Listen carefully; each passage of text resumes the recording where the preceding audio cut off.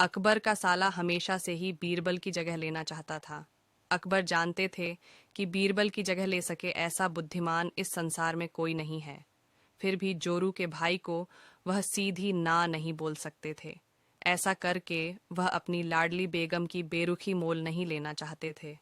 इसीलिए उन्होंने अपने साले साहब को एक कोयले से भरी बोरी दे दी और कहा कि जाओ और इसे हमारे राज्य के सबसे मक्कार और लालची सेठ सेठ दमधीलाल को बेच कर दिखाओ। अगर तुम यह काम कर गए तो तुम्हें बीरबल की जगह वजीर बना दूंगा। अकबर की इस अजीब शर्त को सुनकर साला अचंभे में पड़ी डीएच गया। वह कोयले की बोरी लेकर चला तो गया, पर उसे पता था कि वह सेठ किसी की बातों में नहीं आने वाला, ऊपर से वह उल्टा उसे ही छूना लगा देगा। हुआ भी यही। सेठ दमधीलाल ने कोयले की बोरी के बदले एक ढेला भी देने से इनकार कर दिया। साला अपना सा मुंह लेकर महल वापस लौट आया और अपनी हार स्वीकार कर ली। अब अकबर ने वही काम बीरबल को करने को कहा। बीरबल कुछ सोचे और फिर बोले कि सेठ दमद्दीलाल जैसे मक्कार और लालची सेठ को यह कोयले की बोरी क्या, मैं सिर्फ कोयले का एक टुकड़ा ही 10,000 रुपये में बेच आऊंगा। यह बोलकर वह तुरंत वहां से रवाना हो गए। सबसे पहले उसने एक दर्जी के पास जाकर एक मखमली कुर्ता सिलवाया, हीरे मोती वाली मालाएं गले में डाली, महंगी जूती पहनी और कोयले को बारीक सुरमे जैसा पिसवा लिया। फिर उसने पिसे कोयले को एक सुरमे की छोटी चमकदार डिब्बी में भर लिया।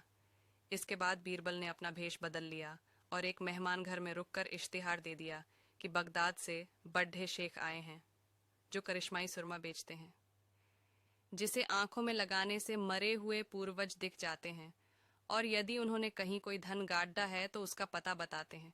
यह बात शहर में आग की तरह फैली। सेठ दमद्दीलाल को भी ये बात पता चली। उसने सोचा जरूर उसके पूर्वजों ने कहीं न कहीं धन गाढ़ा होगा। उसने तुरंत शेख बने बीरबल से संपर्क किया और सुरमे की डिब्बी खरीदने की पेशकश की। शेख ने डिब्बी के 20,000 रुपये मांगे और मोल भाव करते करते 10,000 में बात तय हुई। पर सेठ भी होशियार था। उसने कहा, मैं अभी तुरंत ये सुरमा लगाऊंगा और अगर मुझे मेरे पूर्वज नहीं दिखे तो मैं पैसे वापस ले लूंगा। बीरबल बोला, बिल्कुल, आप ऐसा कर सकते हैं। चलिए शहर के चौराहे पर चलिए और वहां इसे जांच लीजिए। सुरमे का चमत्कार देखने के लिए भीड़ इकट्ठा हो गई। तब बीरबल ने ऊंची आवाज में कहा, ये सेठ अभी ये चमत्कारी सुरमा लगाएंगे और अगर ये उन्हीं की औलाद हैं जिन्हें ये अपना माँ बाप समझते हैं तो इन्हें इनके पूर्वज दिखाई देंगे और गढ़े धन के बारे में बताएंगे। लेकिन अगर आपके माँ बाप में से किसी ने भी बेईमानी की होगी और आप उनकी असल औलाद नहीं होंगे तो आपको कुछ भी नहीं दिखेगा। और ऐसा कहते ही बीरबल ने सेठ की आंखों में सुरमा लगा दिया। फिर क्या था, सिर खू जाते हुए सेठ ने आंखें खोली। अब दिखना तो कुछ था नहीं, पर सेठ करे भी तो क्या करे। अपनी इज्जत बचाने के लिए सेठ ने 10,000 बीरबल के हाथ थमा दिए और मुंह फुलाते हुए आगे बढ़ गए।